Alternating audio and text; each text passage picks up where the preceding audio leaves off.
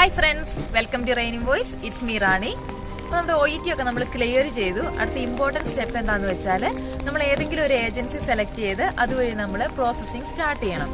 NMC registration എന്നാണ് അതിന് പറയുക.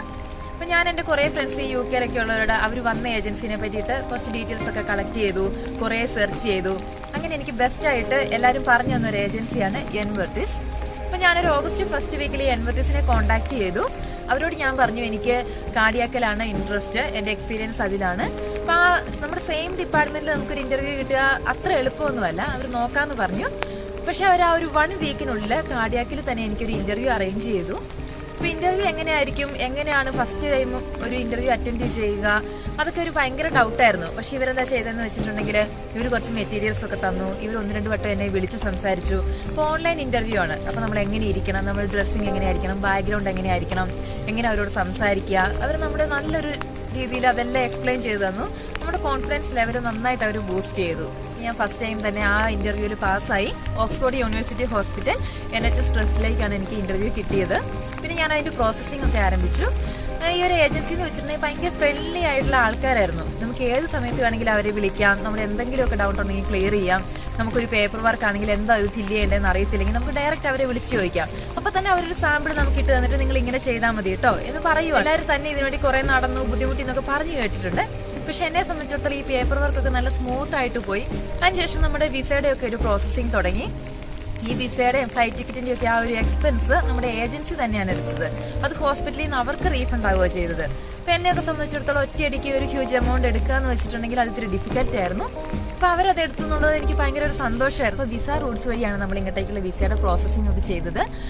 UK ഒരു സിം നമുക്ക് അവിടെ നിന്ന് തന്നെ അവർ സെറ്റാക്കി തന്നായിരുന്നു. അതുപോലെ തന്നെ ICICIയുടെ ഒരു ബാങ്ക് അക്കൗണ്ട് നാട്ടിലിരുന്നുകൊണ്ട് തന്നെ ഓപ്പൺ ചെയ്തിട്ടുണ്ടായിരുന്നു.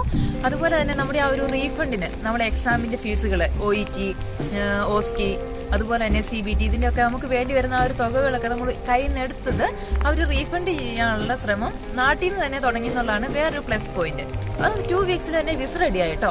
വിസ നമുക്ക് കിട്ടി. അന്നേരം നമ്മൾ ചിന്തിക്കാൻ തുടങ്ങി എന്തൊക്കെ സാധനം പാക്ക് ചെയ്യണം. ആ സമയത്ത് ഞാൻ ഇതുപോലെ തന്നെ ഈ ഏജൻസിയിലുള്ളവരോട് ചോദിച്ചു എന്തൊക്കെ നമ്മൾ വാങ്ങിക്കണം. അവർക്കാണെങ്കിൽ അതിനൊരു ലിസ്റ്റ് തന്നെ ഉണ്ടായിരുന്നു. അതെനിക്ക് അവർ ഫോർവേഡ് ചെയ്തു തന്നു. ആ ലിസ്റ്റിലാണെങ്കിൽ ഓൾമോസ്റ്റ് നമുക്ക് അത്യാവശ്യമായിട്ടുള്ള എല്ലാ സാധനങ്ങളും ഉണ്ട്. അതനുസരിച്ച് ഞാൻ സാധനങ്ങളെല്ലാം വാങ്ങിച്ചു, പാക്കിങ് കഴിഞ്ഞു. പിന്നെ അടുത്ത കാര്യം എന്താണെന്ന് വെച്ചിട്ടുണ്ടെങ്കിൽ ഇങ്ങോട്ട് പോരുമ്പോൾ നമുക്ക് ആൾക്കാരെ പരിചയപ്പെടണമല്ലോ. അവരതിനൊരു വഴി കണ്ടെത്തി നമ്മുടെ കൂട്ടത്തിൽ ഇങ്ങോട്ട് പോരുന്ന ആൾക്കാരെ എല്ലാം അങ്ങോട്ട് വെച്ചിട്ട് അവരൊരു ഗ്രൂപ്പ് ഉണ്ടാക്കി. അതുകൊണ്ട് അവിടെ നിന്ന് നാട്ടിൽ നിന്ന് പോരുന്നതിന് മുന്നേ തന്നെ ഞങ്ങൾ കൂട്ടത്തിലുള്ള എല്ലാവരും ഒന്ന് പരിചയപ്പെട്ടു, അങ്ങോട്ടും ഇങ്ങോട്ടും സംസാരിച്ചു, നല്ല ഫ്രണ്ട്ലി ആയി. ഇവിടെ നമ്മുടെ എയർപോർട്ടിൽ വന്നപ്പോൾ തന്നെ നമ്മുടെ എൻവെർട്ടീസിൻ്റെ ഞങ്ങളുടെ നിതിനാണ് എൻവെർട്ടീസിന് ഞങ്ങൾ ഇവിടെ റിസീവ് ചെയ്യാൻ വന്നത്. അപ്പോൾ നമ്മൾ വന്നിറങ്ങി തന്നെ നമ്മളെ കളക്ട് ചെയ്ത് ഹോട്ടലിലെത്തി. ആ ഒരു സമയത്ത് ഒരു 10 ഡേയ്സിൻ്റെ ഒരു മാൻഡേറ്ററി ആയിട്ടുള്ള ഒരു ക്വാറന്റൈൻ ഉണ്ടായിരുന്നു. അവർ നല്ലൊരു ഹോട്ടലിലാണ് അത് അറേഞ്ച് ചെയ്തിരുന്നത്. അതിൻ്റെ എക്സ്പെൻസ് ഒക്കെ ഹോസ്പിറ്റലിൽ നിന്നാണ് എടുത്തത്. 10 ഡേയ്സ് അവർ നല്ല വൈസ് ആയിട്ട് യൂട്ടിലൈസ് ചെയ്തു. ആ സമയത്ത് അവർ ഓൺലൈനായിട്ട് OSCEയുടെ ഒരു ട്രെയിനിങ് നമുക്ക് അറേഞ്ച് ചെയ്തിട്ടുണ്ട്.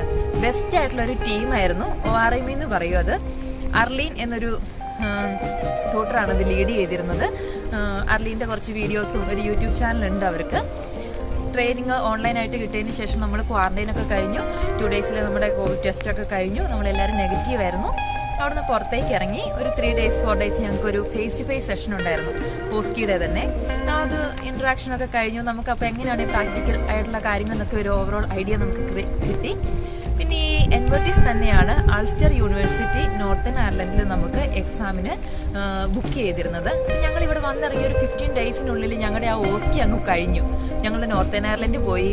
അവിടുത്തെ ഫ്ലൈറ്റ് ടിക്കറ്റ്, അതുപോലെ തന്നെ നമ്മുടെ ഹോട്ടൽ ബുക്ക് ചെയ്തിരുന്നത്, എല്ലാ എക്സ്പെൻസും നമുക്ക് ഹോസ്പിറ്റലിൽ നിന്ന് ആണ് എടുത്തിരുന്നത്. വിതിൻ 2 ഡേയ്സിൽ OSCE റിസൾട്ട് വന്നു. ഞങ്ങളെല്ലാവരും പാസ്സായി. ഞങ്ങൾ നല്ല ഹാപ്പി ആയിരുന്നു. OSCE റിസൾട്ടൊക്കെ വന്നൊരു 2 വീക്സിൽ ഞങ്ങൾക്ക് ഇവിടെ പിൻ നമ്പർ കിട്ടി. അതുപോലെ തന്നെ ഞങ്ങൾക്ക് ഇവിടെ ഹോസ്പിറ്റലിൽ ഈ ഒരു അക്കോമഡേഷൻ എല്ലാം നല്ല സെറ്റാണ്.